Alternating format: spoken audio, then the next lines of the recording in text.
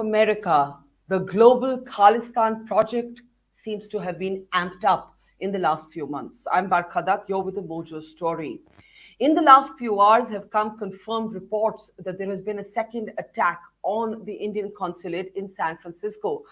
The fire, yes, it was a fire, can you believe it, was doused and there were no injuries. But the symbolism of this arson is lost on nobody.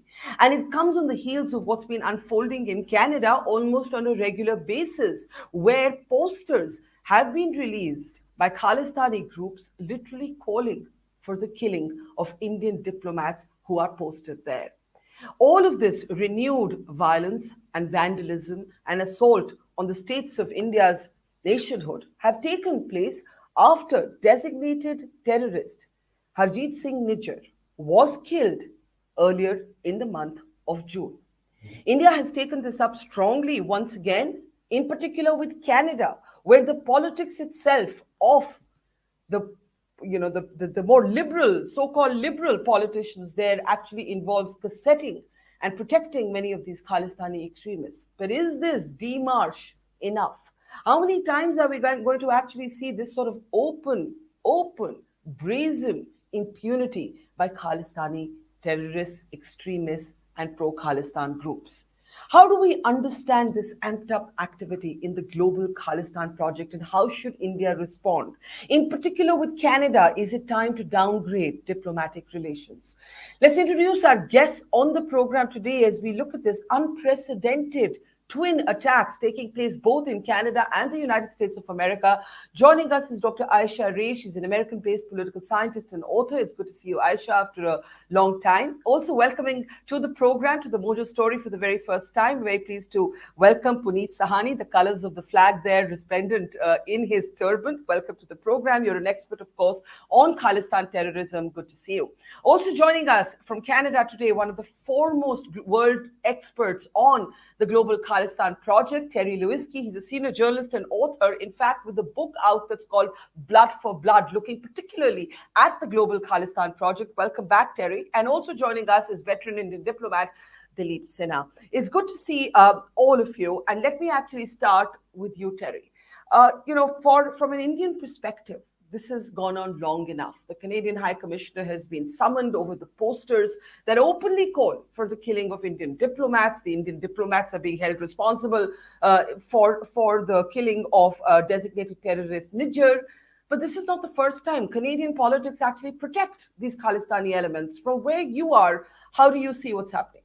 I think it's part of a long and sad history. I mean, don't get me started. You go back all the way to 1984, and I can remember talking to a Canadian High Commissioner in New Delhi, who was High Commissioner at that time, called in constantly every week by Rajiv Gandhi's government after the assassination of Indira Gandhi to be told, what is Canada doing? You're letting these people run rampant. There's been people invading the Indian consulate in Toronto, shooting the place up, and then they get away and they're not even arrested. Nothing happens to them. What's going on? Well, this could just be an inflection point, but I get the sense that Indians have certainly had enough, and a lot of Canadians have certainly had enough of this sort of soft peddling Khalistani provocations. Now we've got this sort of the Khalistan movement has morphed into a kind of old-time religion where you've got to believe the talking points, you've got to believe what the leader says, no matter how badly it fits with the facts. And what we're talking about now, of course, is the article of faith is that India did it. Whatever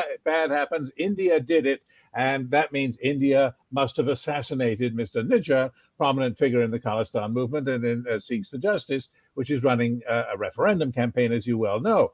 So they're all saying that this must be the case, blame India. The problem that they're facing, and this is where things are going to change, I believe, is that there is accumulating evidence that this was not some sort of geopolitical hit launched by the Modi government to eliminate Khalistanis overseas. Rather, it sounds like it could have been a squalid, sordid little local gangland tit-for-tat settling of accounts, a revenge killing. This isn't very pretty. This isn't so grandiose as the idea that they were cruelly cut down while riding some white horse to lead their people to a new nation. They're very agitated. Let me jump in and ask you a quick second question before I open it up. You mentioned Indira Gandhi. Yes. Recently, a kind of tableau procession was taken out where the assassins of Indira Gandhi, we have those pictures, were actually celebrated. So, there was sort of this assassination that was recreated, and the assassins were celebrated. I mean, which proud nation is going to there? You can see those pictures, Terry. So look at these images. Now, my direct question to you is this: who is protecting these groups, these men, these extremists? Who is protecting them? They're being protected by all the Canadian political parties. People say, oh, they blame the Trudeau Liberal government. Okay, fine with me, except that, please notice that all the parties, they don't criticize each other. This is why it perpetuates. This is why it goes on and on and on, decade after decade, because no party criticizes the other party for playing footsie with and courting the Khalistani vote. And play vote by vote, because they all do the same thing. I can't criticize you if I'm doing the same thing. And so that's why it goes on and on and on. And so far, nobody's kind of broken out of that pattern and said, okay, we're going to be different. We've had enough. We're not going to take this. We're going to make it clear publicly, explicitly. When these things happen, we're going to stand up and say, we are not going to stand for this. So far, haven't exactly heard that from the Canadian government in the case of these appalling posters painting a target on the backs of Indian diplomats, not just in Canada, by the way, but also in the United States and in Australia. They've got their high commissioners and their consul generals also on posters called killers. So we're not done with this, but I feel that at the end of it, there is going to be a change, and you'll find people saying, I can't apologize for this anymore. I've had it. Well, as you mentioned, this has been going on from the time that Rajiv Gandhi was Prime Minister, and you made a big statement. Every single political party in Canada is soft pedaling on the Khalistan question. Before I come to Dilip Sen, I just want to play out what Jaishankar, Indian Foreign Minister, said. The point is making rhetorical intervention, is the démarche enough? Doesn't something more need to be done? Listen in to Foreign Minister Jaishankar. Posters Canada में जगह जगह चिपकाए हैं जिसमें Indian diplomats के वहाँ पे photo भी लगाया है, नाम भी लगाया है। देखिए इस पे मैं इतना ही कहूँगा, और मैं पहले भी कह चुका हूँ कि हम जो हमारे जो पार्टनर देश जो हैं, जैसे कनाडा है, अमेरिका है, यूके है, ऑस्ट्रेलिया है, जहाँ कभी कभी खालिस्तानी एक्टिविटीज होती हैं, हमने उनको रिक्वेस्ट की है कि वो उनको खालिस्तानियों को स्पेस न दें, क्योंकि उनकी सोच जो है ये रेडिकल एक्सट्रीमिस्ट विचारधारा जो है वो ना हमारे लिए अच्छा है, ना उनके लिए है, ना हमारे रिश्तों के लिए है। तो ये जो पोस्टर का विषय ये हम जरूर उन सरकारों से उठाएंगे। हो सकता है कि हम अभी तक, क्योंकि ये कल परसों ही निकला था, हो सकता है कि अभी तक हो भी। The Canadian High Commissioner, Ambassador Sinha, has been summoned. But, this seems like a kind of, it seems like more of the same in terms of what we're seeing happening in Canada and America, and also in terms of how we're responding. Does something more have to be done and said? This is becoming a bit of a farce now, because you have countries like Canada and America. These are not banana republics. 3 months ago, there were attacks. That should have been a warning signal for the security people in these countries to protect soft targets like diplomatic missions. But now you have a repeat of an attack. Now, this is not a global problem. This is a problem in a clutch of countries in the West, not more than half a dozen. And this is not a problem, as Terry mentioned, that goes back to 1985 or 1984. It goes back to the late 1970s and early 80s, when a lot of people from India wanted to take advantage of the asylum laws in the West to migrate to the West. And that was the time when, in the late 70s and early 80s, when there were people who would go from Punjab to Germany and Canada and say that they were being persecuted in India, and then they would produce political leaders, political leaders who would go around these courts and say that, yes, these people were being persecuted in India, and therefore they were required to be given asylum in these countries. Now, the asylum laws in these countries are very peculiar. The countries do not distinguish between a democracy like India or a dictatorship like many other third world countries. They do not even get in touch with the government, although they have diplomatic relations with these countries. So let's say the Indian embassy in Germany or Canada would never be contacted to check out if these persons who were seeking asylum were actually being persecuted in India. They would just have a court case or a hearing with these asylum seekers. The result was that a number of these people who were either economic asylum seekers or who were being genuinely prosecuted in India for some crimes, they would then jump across. And this has happened with many other countries. It is only after 9/11 that the West has become slightly more serious about taking action against terror groups. And of course, in the previous case, let me give you a conspiracy theory that I have no evidence of. But we have had a very successful visit of our Prime Minister to the US. Most observers are saying that this is an inflection point in India-US relations. Now, an incident like this is bound to raise this outcry in India that the US government is unable to protect Indians and the US government can't be relied. There are a number of people in India who do not want relations to improve with the US. There are also people in Pakistan who don't want relations to improve. If you look at the international press, after PM Modi's visit, the highest amount of criticism of the improving India-US relations is for the Pakistani media. Now, this is an ideal opportunity for the ISI in Pakistan to get a few incidents to take place in Canada or the US, and thereby let there be an outcry in India against improving relations with these countries. You know, it's not such a conspiracy theory because a research paper, Ambassador Sinha, by the Hudson Institute, actually shows you the linkages between pro-Khalistan groups and Pakistan's sort of ISI affiliates. And I'm sure Terry and Puneet have both looked at this. So let me bring in Puneet. Puneet, do you think that what the ambassador is saying is a conspiracy theory, or is your mind also traveling in that direction? Because, you know, it's just like, it's obviously not a coincidence. United States, San Francisco, Canada, you know, there's been one thing after the other in the last few months. So, Jai Ma Bharati Barka, thank you very much. And there is some weight in what ambassador is saying. So, you know, but the thing is, and I just go to your point, you know, said this is happening for a few months. So, of course, you know, Pakistan wants to try and, you know, they want to look at pressure points. But sorry, this is not a few months. This madness actually came from this Kisan Andolan, you know, 2 years back, when Bhindranwale was, you know, normalized and the Overton window was expanded. And Barka, you know, you yourself come from a Dutt family. You know, your community has incredible contributions to the Sikh faith. So I'm sure you have gone Gurdwara so many times. And did you ever see like a Bhindranwala portrait? Now forget Bhindranwala, there is a deep stew and everything. It's basically complete capture of it. So this is what they have done. And the second thing is, you know, beyond conspiracy, I'm talking like a person on the ground. I just want to say, you know, try to imagine as flesh and blood humans. You're an average Indian in Canada. If they can paint a target on the back of the ambassador, like if you have a problem, what do? You contact your consulate or high commission, right, to help you out. If they can point a target on the high commissioner and you can't do anything, what you have terrified everybody here.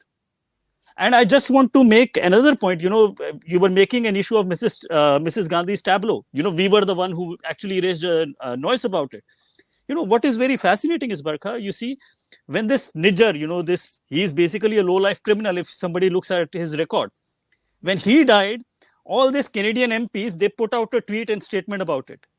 But when it was, Mrs. Gandhi tableau was taken out for kilometers, for 6 hours through the city of Toronto, for 6 hours.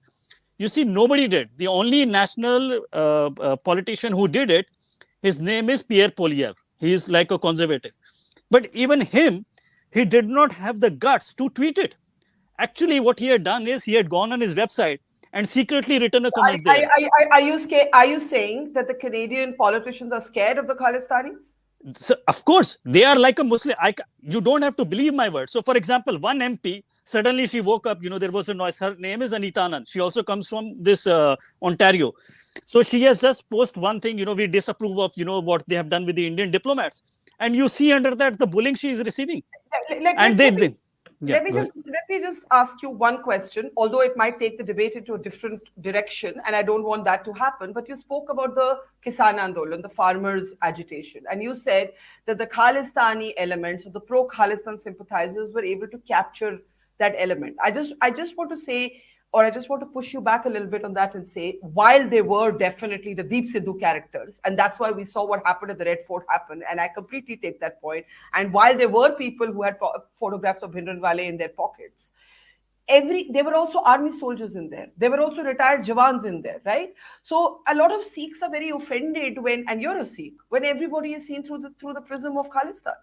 I'm just talking about the outcomes. You may say some people had good intentions, some people had bad intentions. I'm talking as a Sikh, and you also believe in Gurdwaras, and you grew up in Delhi.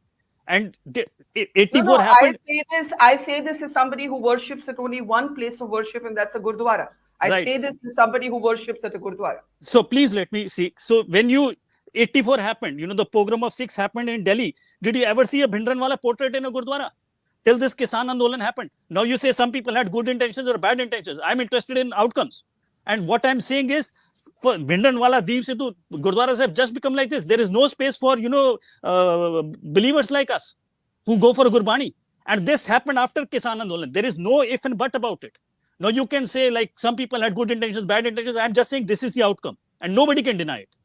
Okay, the farmers' agitation is, as I said, it could take us into a different direction. This is the piecemeal response from the Canadian Foreign Minister. I want to bring in Aisha Ray. Aisha, one of the things you said on Twitter today is that you have often disagreed with the Modi government on one or the other thing, but you do not at all disagree with the position that has been taken on what's unfolding in Canada and the United States of America. And worse, there is a lack of understanding in large sections of the media there, in large sections of politicians who call themselves progressive there. Though Terry is telling us in Canada, it's across the spectrum. Go ahead, Aisha.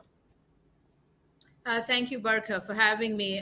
These turn of events are deeply troubling. And, as someone who does study terrorist groups or militant organizations and all of that, the one trend that I've seen, unfortunately, in Canadian domestic politics and its national security is that they have pretty soft gloves on when they deal with extremists. Just a couple of months back, when female ISIS returnees, for instance, were repatriated back to Canada, I think with the exception of one woman, none of the others were arrested. I mean, these were members of ISIS who had gone abroad and participated in pretty much the genocide of the Yazidis.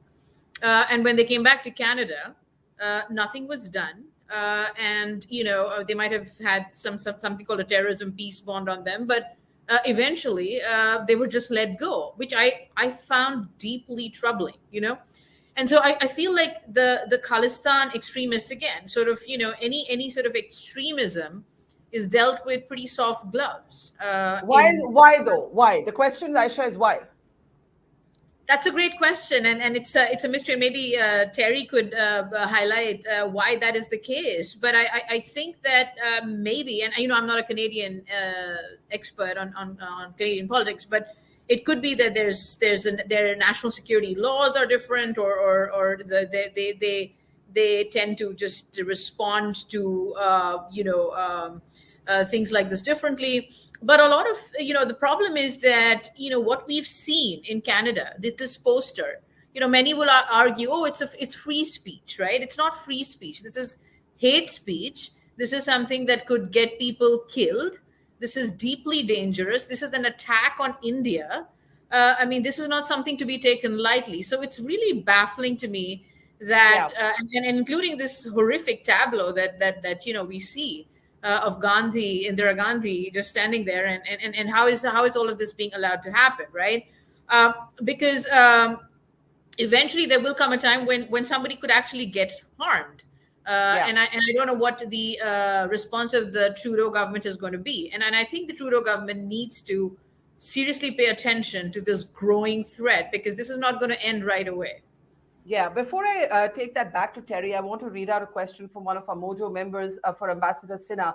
If Canada cannot conform to the Vienna Convention, how about expelling a number of Canadian diplomats and approaching the International Court of Justice to raise Canadian disregard of the Vienna Convention? Ambassador Sinha, go ahead, take that question. Yes, Canada has been quite a remarkable country. On a slightly different note, Canada was one country in climate change that actually walked out of the Kyoto Protocol. The Kyoto Protocol is one of the important protocols in the climate change negotiations, and it got away with it. There was no criticism of Canada for having de-ratified the Kyoto Convention, the Kyoto Protocol. So here you have a country that has done by a series of acts. Now, this tableau that you are showing, I mean, a person has a right to criticize India, criticize by all means, but display of weapons in a tableau, that is completely unacceptable. And here you have a terrorist act. Do you believe some Canadian diplomats should be expelled by India? Expelling is usually done at if it has been at the level of an ambassador, because you can't expel a junior diplomat for this.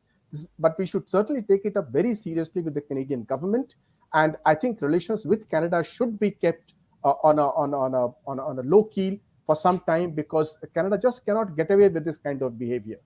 It is unacceptable for us. Now, whether we should expel the ambassador or not, or the High Commissioner, would be a very difficult decision to take, I'm sure, at this stage. But certainly we should take it up at a very, very strongly with the Canadian government. And if it does not take action against these groups, then we should take it up also internationally in the correct various forums.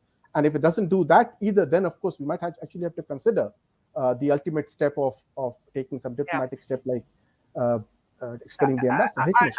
I should say, in parallel, the SCO summit, I know, Ambassador Sinha, you're not a fan of it. You believe forums controlled by the Chinese and the Russians are forums that India shouldn't be in. But I'm just making the news point that the Prime Minister has spoken about terrorism in that virtual meet of the heads of state that have taken place. It's kind of ironic that all of this is happening. I want to bring in Terry with two questions. One, the theory that Ambassador Sinha puts forth on the links between a Pakistan affiliate and what you're seeing happening. Two, does this have something to do with the Prime Minister's America visit? And three, a question of my own, which is, and Aisha's question as well, is this all just about electoral politics, or is this, as Puneet says, also about fear now? Well, on the first question, the role of Pakistan, of course, Pakistan has always been the essential additive to the Khalistan project from the start, going back to 1971 war, the creation of Bangladesh. They want revenge. They want a strategic buffer on their border with India. They want to cut off India's land access to Kashmir and the rest of it. I think you're familiar with all this. Secondly, on the question of, why does this happen in Canada? Why do we sit around with such a flabby, weak response? First, two things. The first is that Canadian federal elections do tend to turn on very few swing ridings in Toronto, in Ontario, and in British Columbia, which make all the difference. And those happen to be ridings with large populations from the Indian diaspora. And lastly, of course, many of your viewers will already know this, but we've got to mention this. I'm sorry. And that is that the Trudeau government currently ruling Canada depends for its survival upon a left-wing party, the NDP, which is led by Jagmeet Singh, who is a Khalistan sympathizer, who, when I asked him, when he won, the day after he won the leadership of his party, I asked him, will you denounce these obscene martyr posters glorifying the great Talvinder Parmar, the mastermind of the Air India bombing, Canada's biggest ever mass murder? Will you denounce these posters at the Gurdwara in Surrey, British Columbia? And he ducked the question 5 times in a row. He didn't want to go there, didn't want to. I mean, how hard can that be for a Democratic politician to condemn posters venerating, elevating to a sort of saintly status the worst mass murder in Canadian history? I think these facts are not irrelevant. They're well known, but they're not irrelevant as to why the response from Canada is what it is. I believe that it now needs to change, and that Indian politicians can contribute to that change very simply by getting tough and holding Canada's feet to the fire. Effectively, you're saying a key Trudeau ally basically venerates Khalistani terrorists. Well, I mean, look at his statements through time, even up to the present day. I mean, he says that interference, as though that has something to do with a gangland revenge killing in British Columbia. Oh, no, it implies that India did it, that he buys this theory that Indian hit squads are going out rubbing out Khalistanis. Nijjar wasn't even a particularly significant figure. There are lots of other people the Indians might have wanted to assassinate if that's what was the game that they were playing. So I think that where Indian politicians need to go now is stop banging the table and saying, we don't like this free speech. Well, you're not going to win on that. We're not going to abolish free speech. What you need to do is hold Canadian politicians' feet to the fire and say, oh, you want to come to a rising India and you want a piece of our market? You want a free trade agreement? Sorry, I'm busy that day. Unless you are going to be public and explicit in condemning these appalling activities, these posters, these rallies, this veneration of terrorists. You've got to cut that out. You've got to say so publicly, and then we might find a way to fit you into our schedule. Otherwise, sorry, I'm busy. We're not going to receive ministers from Canada who won't do that and say what needs to be said. Yeah, I think that you are being so passionate, Puneet. Do we as a state need to be more passionate? I mean, I'm sure there's a lot of anger being expressed behind the scenes. Diplomats aren't going to, sort of tell us what goes on behind closed doors. But what would you want? What would you seek from the government at this stage in terms of responding to Canada? And we haven't spoken about what's happening in San Francisco. You're in the United States of America. If you want to bring in the US as well. Puneet. So, Barkha, I'm an empiricist. So it's like what worked. So when you say about, this was the only guy who actually saw terrorism as well and had a clear line was Captain Amrinder Singh, even though he was from Congress. I have nothing to do with BJP Congress. And in 2017, he said Canada should be taken to United States securities for, promoting terrorism. They should be, it's his statement. And what about fear? I'll just put a point, so Terry said, there are on the coast, there are two big, Vancouver and Toronto. I give you two things what happened, what they did, what these liberals do to patriotic anti-Khalistani Sikhs. So on the other side, Terry did the story, this Trudeau forced Hardeep Sajjan on a local deserving candidate. And the patriotic Sikhs, and all of them are Jat Sikhs, and you can read the story. Many of them are baptized Sikhs. They left the party in disgust that you are putting on top of us this Khalistani. And, their career was destroyed. And that Hardeep Sajjan had done stolen valor and again. Now you go the other side. I'm telling you, this is as recent as 2021. There was a report by the Canadian intelligence. Look, their CSIS, what you call intelligence bureau, or what you can say. They said, there is a risk of, this Khalistan extremism. And this under pressure from these Khalistanis, which work like a Muslim Brotherhood pressure group inside, they try to remove all references. And that guy, Ramesh Sangha, he's a Jat Sikh. He stood up in the parliament and he said, I am a Sikh myself. And, this is nothing against Sikhs. What they are saying is absolute nonsense. This is against Khalistan terrorism. And of course, we are against terrorism. The liberals, they kicked him out of the caucus. That guy was the MP of this Brampton area, which is this mini Punjab of Canada. He has now left politics and he runs his law practice. So forget about somebody speaking. They can destroy the career of the MP, member of parliament, who just says, okay, this Khalistan terrorism, and his career has been destroyed, not by his voter, has been destroyed by Justin Trudeau. Let me take this to Aisha. Aisha, I also think that in large sections of Western media, for example, the way Khalistani sympathizer Amritpal Singh, who was on the run, he was somebody I personally tailed. And I think Puneet makes this point about the corrosion of Gurdwaras when he eventually gets taken into custody. It's after he does his little moment commemorating Bhindranwale, right? And the Western coverage of him was almost, in large sections of the Western media, romanticized, right? And it's annoying, it's grating. I routinely get targeted by the right wing in India as well as by the left wing because I decide my position on issues. And on this issue, I believed that there was no romanticization that was legitimate. This man was trying to set up an armed militia. He released pictures of himself. He modeled himself on Jarnail Singh Bhindranwale.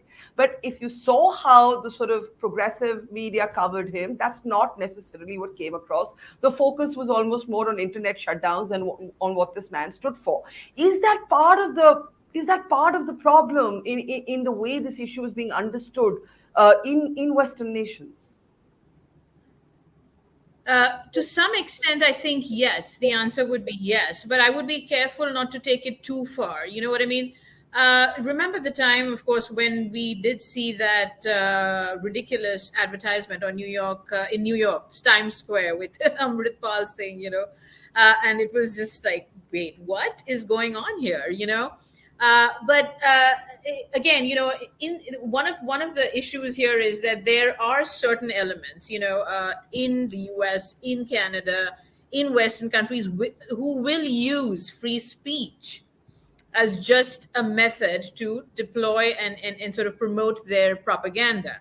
And it's sort of a veneer, right? They use the Western laws, they use the freedom that these countries afford to be able to push that. Now, a very different thing happens, of course, in India, where, and I just want to go back to also this whole Bhindranwale thing. I mean, Bhindranwale, there are posters of Bhindranwale outside Golden Temple. I mean, I've been there. I mean, it's not something that is terribly shocking, to be honest. I mean, Because it's become so common. I mean, I think Right. the point you made is that before the 80s, that wasn't the case.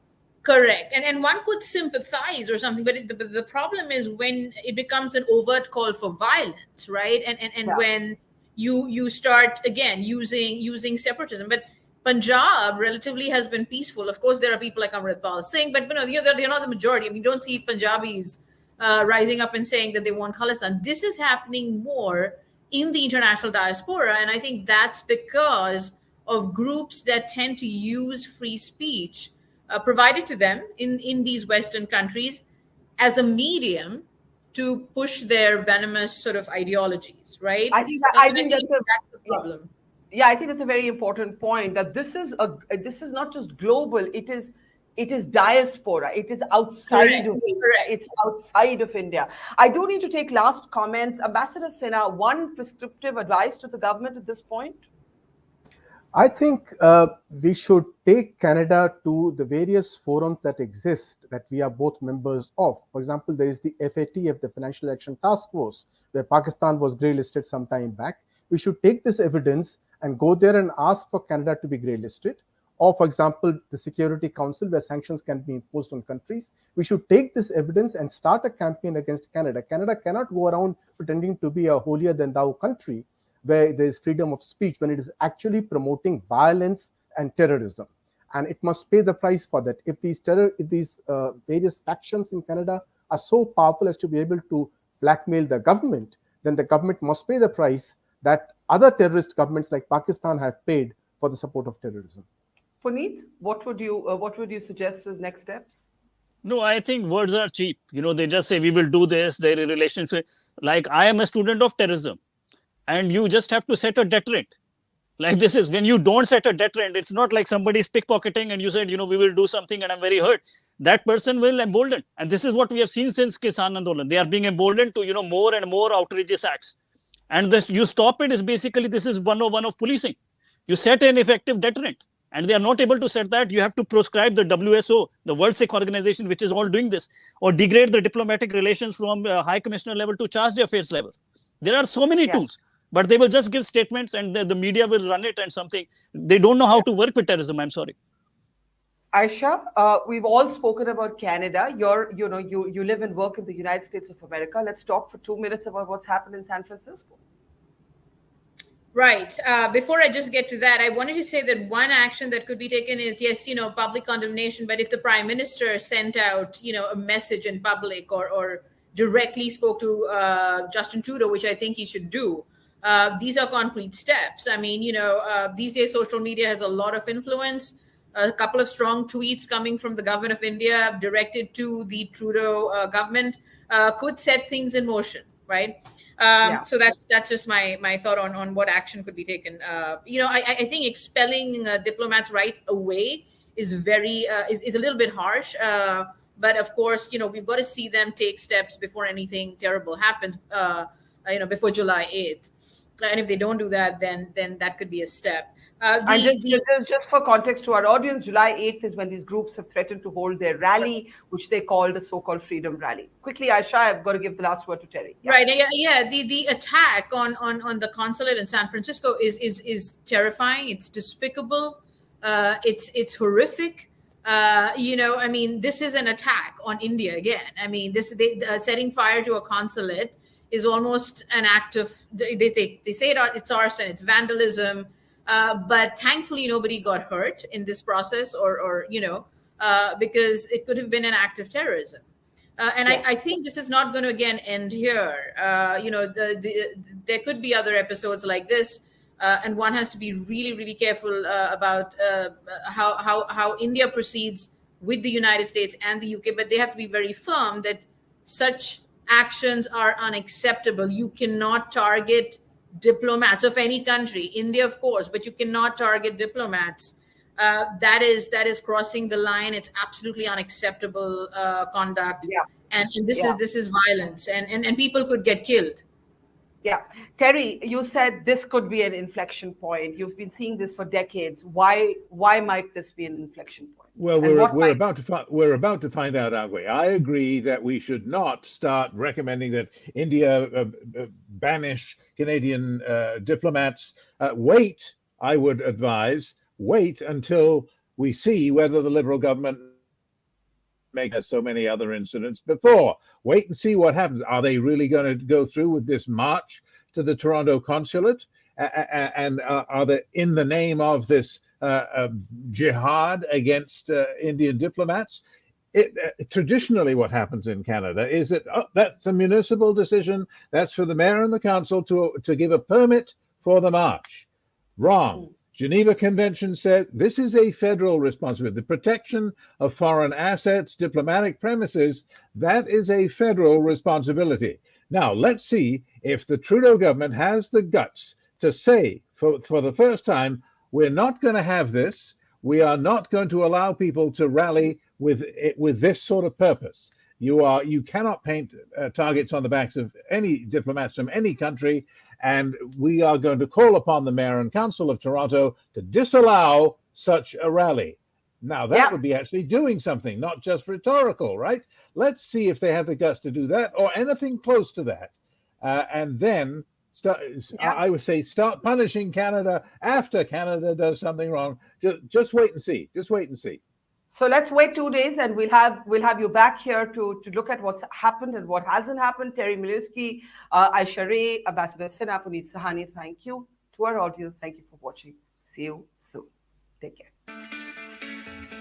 It's great to see you here. Thank you for watching our work. If you haven't subscribed yet, don't forget to click the bell icon and subscribe to Mojo Story and support independent, robust journalism.